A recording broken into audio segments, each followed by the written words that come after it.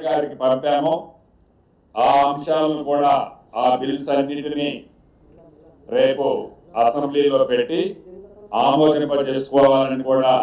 Cabinet లో నిర్ణయం తీసుకోవడం జరిగింది. ప్రధానంగా తెలంగాణ రాష్ట్రం ఏర్పడిన తర్వాత ఈ గోశాలలకు సంబంధించిన అంశంలో ఈ గోశాల సంక్షేమ బోర్డుకు ఒక బోర్డుని కాన్స్టిట్యూట్ చేయాలని, ఏవైతే పేరుకు అనేక గోశాలలు వందల సంఖ్యలో ఉన్నా ఆ గోశాలలో ఆ గోవులు పడుతున్న ఇబ్బందులు, వాటి పరిస్థితిని ప్రత్యక్షంగా చూసిన ఈ ప్రభుత్వం ఈ గోశాల మీద గతంలో ఒకసారి కేబినెట్ లో విధి విధానాలు నిర్ణయించుకొని ఈరోజు క్లారిటీగా దీనికి సంబంధించిన బోర్డు ఇతరత్ర దీనికి ఫండ్స్ ఏ రకంగా రేట్ చేయాలి, సిఎస్ఆర్ నుంచి ఎలా చేయాలి, ఏం చేయాలన్నది పూర్తి విధి విధానాలతో ఈరోజు కేబినెట్ దానికి సంబంధించిన అంశాన్ని కూడా క్లియర్ చేసుకోవడం జరిగింది. అదే రకంగా ఇరిగేషన్ సెక్టార్ లో నేషనల్ హైడ్రాలజీ ప్రాజెక్టు అంటే ఈ విపత్తు వచ్చినప్పుడు కానీ ఎక్కడైతే అత్యధికంగా వర్షం పడ్డప్పుడు ఆ పడ్డ వర్షాన్ని మెజర్ చేసే దాంట్లో ఆ ప్రాజెక్టులకు వచ్చే వాటర్ ఫ్లో ఎంత అవుతుందో ఎగ్జాక్ట్లీ మెజర్ చేసే లేటెస్ట్ టెక్నాలజీకి సంబంధించిన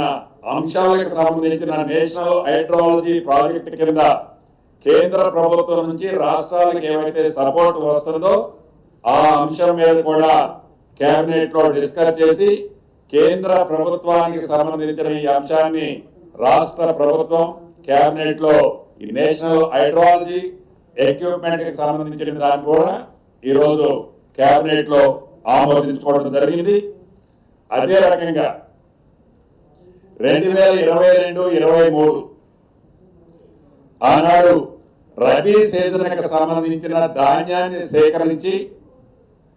సేకరించిన ధాన్యాన్ని ఆనాటి ప్రభుత్వంలోనే టెండర్లు పిలిచి ఆ పిలిచిన టెండర్లని కొన్ని ఉద్దేశపూర్వకంగా డ్రాగన్ చేసుకుంటూ వస్తూ 2023 డిసెంబర్ 7వ తారీఖు నాడు ఈ ప్రభుత్వం ఏర్పడిన తర్వాత దాని మీద ఒక పాలసీ డెసిషన్ తీసుకొని టెండర్లు ఫైనలైజేషన్ చేసిన తర్వాత ఏదైతే ధాన్యం మిల్లర్ల దగ్గర సైజబుల్ క్వాంటిటీ టన్స్ లో ఉందో ఆ ధాన్యాన్ని టెండర్ సిస్టమ్ లో డిస్పోజల్ చేసిన తర్వాత కూడా ఆ టెండర్ ఫ్రూట్ఫుల్ అవ్వలేదు. సుమారు 7 లక్షల మెట్రిక్ టన్నుల ధాన్యం ఆనాటి ప్రభుత్వం 2022-23 సంవత్సరంలో మిల్లర్లకు ఇచ్చిన ధాన్యం రికవరీ కాలేదు. దీనికి సంబంధించిన అంశం కూడా ఈ రోజు కేబినెట్ లో డిస్కషన్ వచ్చింది. ఏ ధాన్యం అయితే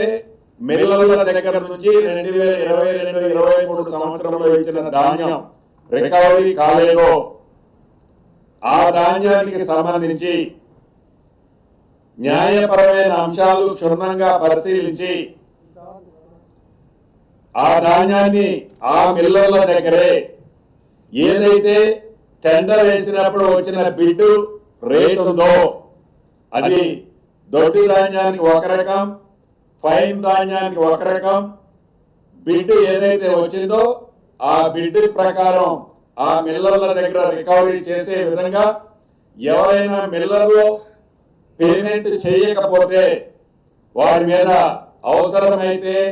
చట్టపరంగా పీడీ యాక్ట్ పెట్టడానికి కూడా ఈ ప్రభుత్వం వెనకడుగు వేయొద్దని కేబినెట్ లో నిర్ణయించి దీనికి సంబంధించిన పూర్తి వివరాలు న్యాయపరమైన అంశాలు ఇతరత్ర కూడా మొబిలైజేషన్ కేబినెట్ సబ్ కమిటీ ఏవైతే ఉందో వారిని నిర్ణయం తీసుకునే అధికారాన్ని కేబినెట్ లో ఈరోజు ఇవ్వడం జరిగింది. అదే రకంగా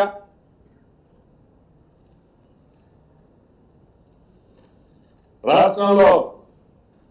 మత్స్య సహకార సంఘాలు ఉన్నాయి. వాటిది ఈ సహకార సంఘాలకు సంబంధించిన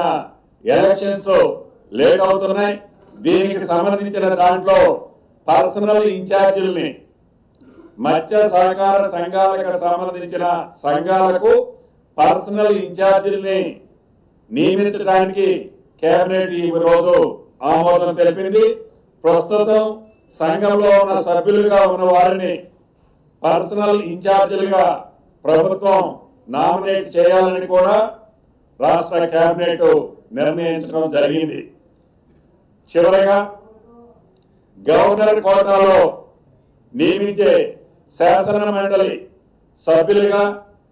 ఒకటి ప్రొఫెసర్ కోదండరామ్ గారిని, రెండవది మహమ్మద్ అజరుద్దీ గారిని, 2 పేర్లని కేబినెట్ ఆమోదించడం జరిగింది. ఇప్పుడు నా సహచర మంత్రివర్యులు ఏదైతే ఈ బీసీ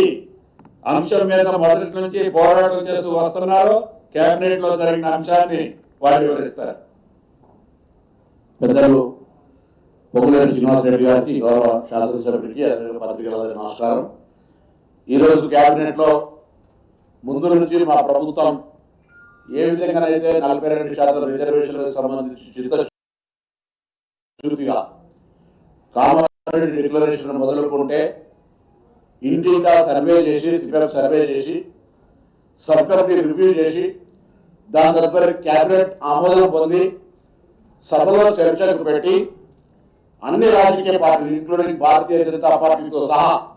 అందరూ కూడా 42% రిజర్వేషన్లకు ఆమోదింపజేసి దానికి గవర్నర్ గారికి పంపడం, గవర్నర్ గారి దగ్గర నుంచి రాష్ట్రపతి గారికి పంపడం కూడా జరిగింది.